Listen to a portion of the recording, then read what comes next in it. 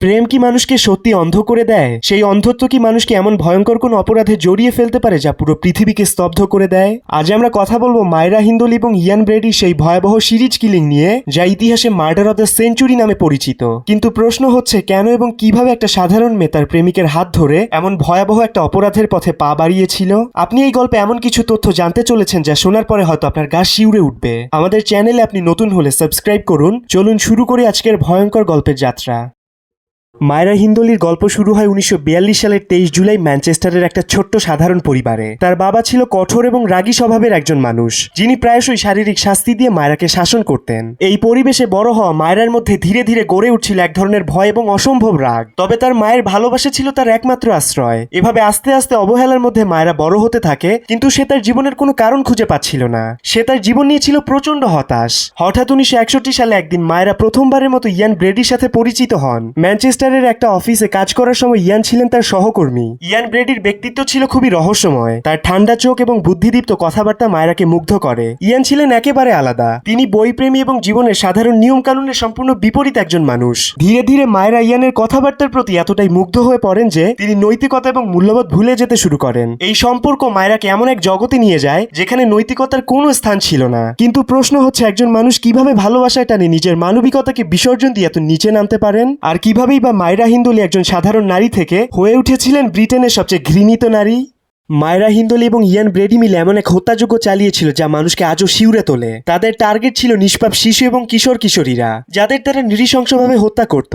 তারা যে কোনো টার্গেটকে ফাঁদে ফেলার জন্য পূর্ব পরিকল্পনা অনুযায়ী কাজ করত। মায়রা তার কোমল কণ্ঠে তাদের টার্গেটকে একটা সহজ অনুরোধ করত: আমার কুকুরটা হারিয়ে গেছে, তুমি কি আমাকে একটু সাহায্য করবে? মায়রার এমন অসহায় আবেদন শুনে যে কোনো শিশু কিশোর তার ফাঁদে পা দিত, আর সেই ফাঁদের পেছনে দাঁড়িয়ে থাকতো ইয়ান ব্রেডি। যখন টার্গেট তাদের প্রস্তাবে রাজি হতো, তখন মায়রা খুব মিষ্টি করে টার্গেটকে নিজের গাড়িতে তুলে নিত। ইয়ান থাকতো গাড়ির ড্রাইভিং সিটে। তার মুখে কোনো কথা না থাকলেও তার চোখে ছিল এক অদ্ভুত শীতলতা। টার্গেট বুঝতেই পারতো না এই সফরের গন্তব্য তার জীবনের সবচেয়ে ভয়ানক একটি অধ্যায় হতে চলেছে। গাড়ি চলতে থাকতো ম্যানচেস্টার শহরের চেনা পথ পেরিয়ে শ্যাডোলওয়ার্থ মুরের নির্জনতায়। গাড়ির জানালার বাইরে চোখে পড়ছে মুরের বিশাল খোলা মাঠ, তো আশেপাশে কোনো বাড়ি বা মানুষ নেই। এমন ভয়ঙ্কর পরিবেশে যখন টার্গেট ভয় পেয়ে বাড়ি ফিরে যাওয়ার আবদার করত, তখনই মায়রা তার মিষ্টি মুখোশ খুলে তার হিংস্র রূপে শুরু করত ভয়ঙ্কর নির্যাতন। এখন আর কোনো উপায় নেই। টার্গেট চাইলেও আর এখান থেকে পালিয়ে যেতে পারবে না। চারিদিকে বিস্তীর্ণ মাঠ এবং পাহাড় ছাড়া তাদের আর্তনাদ শোনার মতো কেউই সেখানে ছিল না। মুরের সেই নির্জন স্থানে ইয়ান এবং মায়রা তাদের ভয়ঙ্কর খেলায় মেতে উঠত। তারা টার্গেটকে শুধু হত্যাই করত না, বরং তাদের প্রতি নৃশংসতার প্রমাণও রেখে দিত। ইয়ান প্রায়শই খুবই গর্বের সাথে টার্গেটকে হত্যার পর ছবি তুলত, যেন এই ভয়াবহ কাজগুলো তাদের জন্য কোনো আর্টের মতো। মায়রা তার সঙ্গী হয়ে ঠান্ডা মাথায় ইরানের প্রতিটি অপরাধে সঙ্গ দিত। যখন তাদের ভয়ঙ্কর খেলা শেষ হতো, তখন তারা টার্গেটের দেহ মাটির নিচে পুঁতে রাখত। কিছুক্ষণের মধ্যেই মুরের সেই নির্জন মাটি টার্গেটের আর্তনাদ গিলে নিত, যেন কিছুই সেখানে ঘটেনি। এই জায়গাটি তাদের অপরাধের একটা নীরব সাক্ষী হয়ে রইত।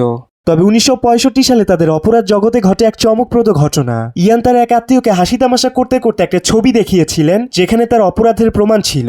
ইয়ানের সেই আত্মীয় সন্দেহ প্রকাশ করে পুলিশের কাছে যান। পুলিশ প্রথমে এটাকে সাধারণ একটা বিষয় ভেবেছিল, তবে মায়রা আর ইয়ানের বাড়ি এবং শ্যাডোলওয়ার্থ মুরে অনুসন্ধান চালিয়ে তারা রীতিমতো চমকে যায়। সেখানে মিলতে থাকে একের পর এক টার্গেটের কবরের সন্ধান। মায়রা এবং ইয়ানকে গ্রেফতার করা হয়। বিচারে তাদের অপরাধের বিবরণ শুনে আদালতে স্তব্ধ হয়ে যায়। ইয়ান এবং মায়রার সম্পর্ক কোনো সাধারণ সম্পর্ক ছিল না। ইয়ান ছিলেন ঠান্ডা মাথার অসাধারণ বুদ্ধিমত্তার একজন মানুষ, যার নিজের প্রতি অটল আস্থা ছিল।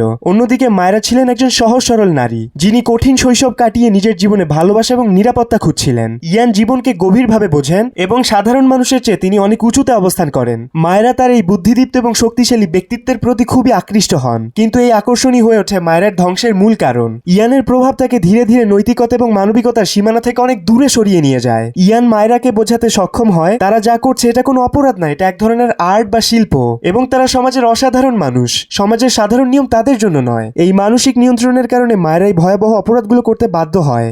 মায়রা যখন প্রথমবার আদালতে উপস্থিত হন, তখন তার মুখে কোনো অনুশোচনার ছাপ ছিল না, বরং তাকে আরো বেশি আত্মবিশ্বাসী দেখাচ্ছিল। তিনি নিজেকে নির্দোষ প্রমাণ করার জন্য চেষ্টা চালিয়ে যান এবং ইয়ানের উপর সব দায় চাপাতে থাকেন। কিন্তু মায়রা ইয়ানের ব্যক্তিগত অডিও রেকর্ডিং এবং ডায়েরির তথ্য আদালতের সামনে মায়রাকে সম্পূর্ণরূপে একজন অপরাধী হিসেবে তুলে ধরে। মায়রার আচরণ ছিল অত্যন্ত সন্দেহজনক। তিনি একদিকে দাবি করছিলেন, আমি ইয়ানের মানসিক নির্যাতনের শিকার, অন্যদিকে আদালতে দাঁড়িয়ে তার মুখে মাঝে মাঝে এক অদ্ভুত হাসি ফুটে উঠত, যা আদালতের বিচারকদেরকে আরো আরো ক্ষুব্ধ করেছিল।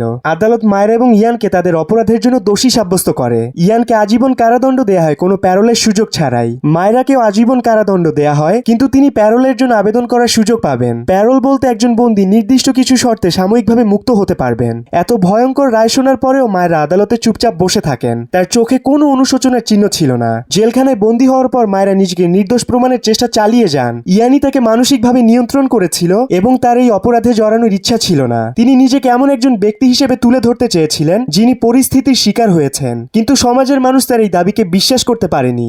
মিডিয়া এবং সমাজ মায়েরাকে মোস্ট হেটেড ওয়েমেন বা সবচেয়ে ঘৃণিত মহিলা বলে আখ্যায়িত করেছিল। প্রথম দিকে কারাগারের অন্যান্য কয়েদিরাও মায়েরাকে সহ্য করতে পারত না। তার এমন নিকৃষ্ট অপরাধের জন্য অন্যান্য অপরাধীরাও তাকে ঘৃণা করত। তাই মায়েরা নিজের ভাবমূর্তি পাল্টানোর চেষ্টা শুরু করেন। তিনি ধর্মের পথে ফিরে আসার সিদ্ধান্ত নেন। তিনি বাইবেল পড়তে শুরু করেন এবং তার কণ্ঠে প্রায়শই শোনা যেত প্রার্থনার সুর। তার মতে এই কাজগুলো তার ভেতরের অনুশোচনাকে কমাতে সাহায্য করত। কিন্তু এই পরিবর্তন কি সত্যি কোনো আন্তরিক পরিবর্তন ছিল, নাকি এটা ছিল কেবল জনমনে সহানুভূতি আদায়ের একটা কৌশল? আপনার মতামত আমাদেরকে জানান, কারণ এই গল্প কেবল মায়রা হিন্দোলির নয়। এই অপরাধমূলক ঘটনাগুলো আমাদের সবার জন্য একটা আয়নার মতো। এসব ঘটনা জানা এবং শোনার মাধ্যমে আমরা বুঝতে পারি কিভাবে আমাদেরকে ব্যক্তিগত এবং সামাজিক জীবনে সতর্কতা অবলম্বন করে সমাজের নৈতিক মূল্যবোধকে রক্ষা করতে হবে। তাই ভিডিওটি লাইক করুন এবং আমাদের চ্যানেলে আপনি নতুন হলে সাবস্ক্রাইব করুন। দেখা হবে আবার নতুন কোনো গল্পে।